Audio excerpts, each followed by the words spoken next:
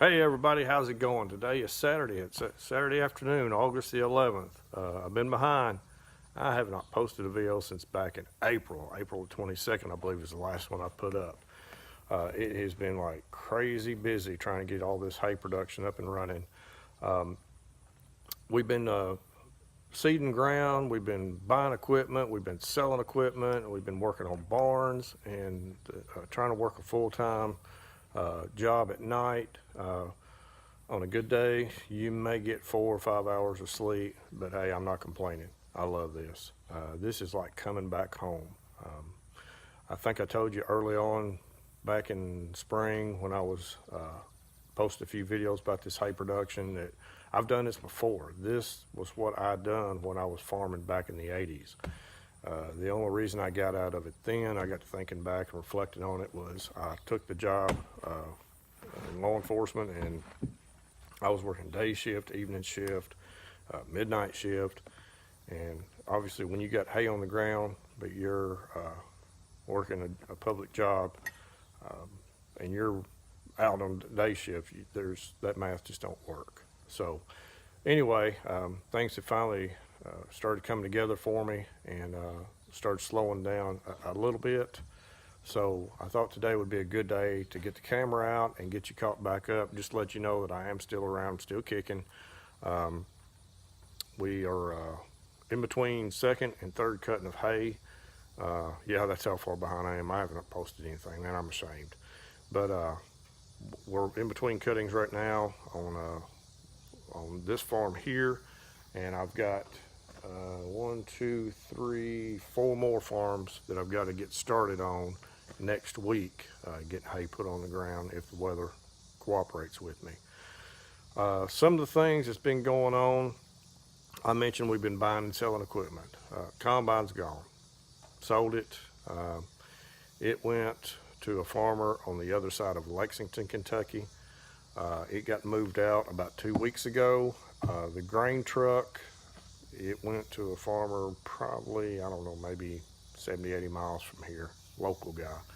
I was a little reluctant on selling the grain truck though, but he offered me a price that I couldn't turn down, so I sent it down the road too. But I could have kept it, you know, it was paid for. I could have took the sides off of it, and I could have still used it to haul round bales of hay with, you know, for delivery. But weighing it out, it was better off being sold. I'm wanting to buy a gooseneck trailer. That would be a lower profile, obviously, than trying to load on a grain truck. So the grain truck, it's gone. As far as buying equipment, you know about the square baler, the bale accumulator, the bale grapple. I showed all them in videos back sometime in April. You also know about the front end loader that I bought for the 1086. As you can tell, it's mounted.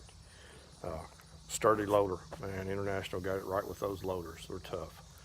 I did buy a round baler. Now, the baler that I originally went to look at was a John Deere 435. It's a 1995 model. The dealer that I was looking at buying this from, we just couldn't get together on it. I mean, don't get me wrong, them 435s, they're good balers, they're excellent balers. I'll go out on a limb and say that.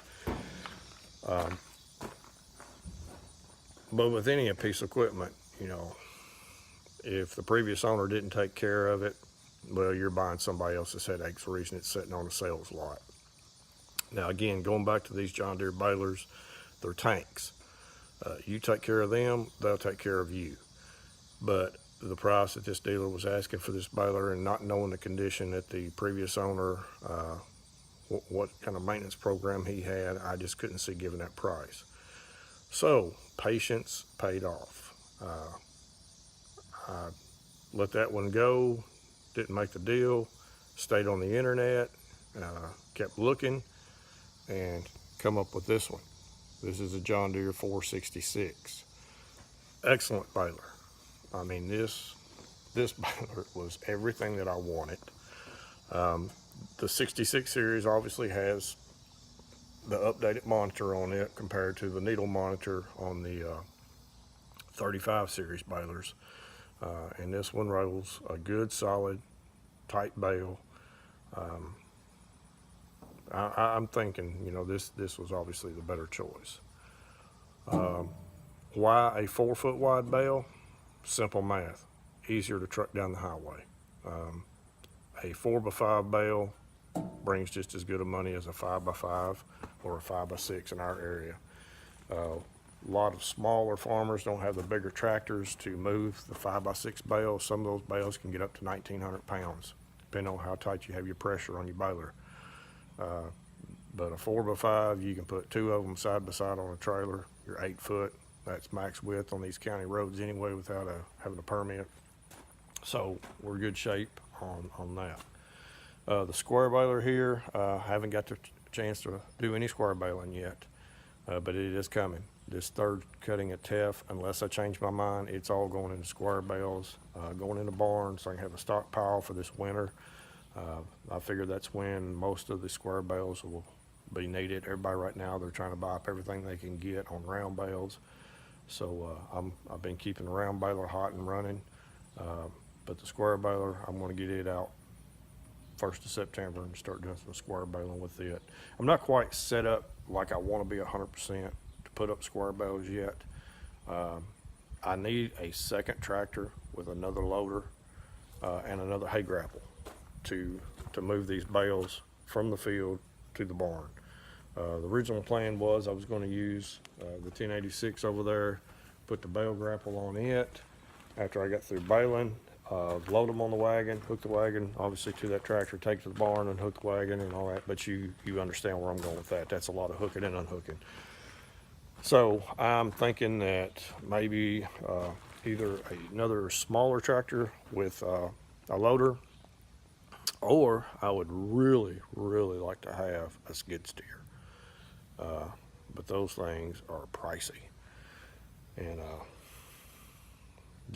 I gotta come to a decision how bad I want one and go from there. But anyway, that's what I've been doing. Like I said, it's been really busy, getting everything channeled the way I want it right now. So I'm going to start getting a little bit more time where I can get into making videos once again. I apologize for staying away for so long, but you know, again, like I said, when I get up at 7 o'clock in the morning after getting in bed at 1 or 2, you know, from working and my public job at night, there's not a lot of hours left. So I've been staying really busy, but hopefully, you know, we're going to get some more videos coming up with actual hay production. That 1086, it's a straight exhaust. It's loud. You try to watch a monitor while you're roll baling to make good looking bales and trying to hold a cell phone at the same time. Nah, that don't work. So I've bought it's equivalent to a GoPro camera, and I've used it a few times. It makes good quality videos from what I can tell.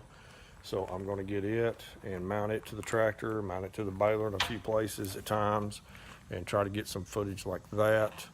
I've got a neighbor down the road that does have a drone that said he would come up and do some videos for me when he has time, and we're going to maybe possibly, if not this year, for sure next year, get some drone footage. I would like to have my own drone, to be honest with you, but I got to worry about paying off hay equipment first.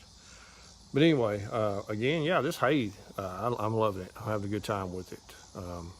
I do miss row cropping some. It seemed like I had a little bit more time on my hands with the row cropping. Every 28 days, I'm cutting a field of hay.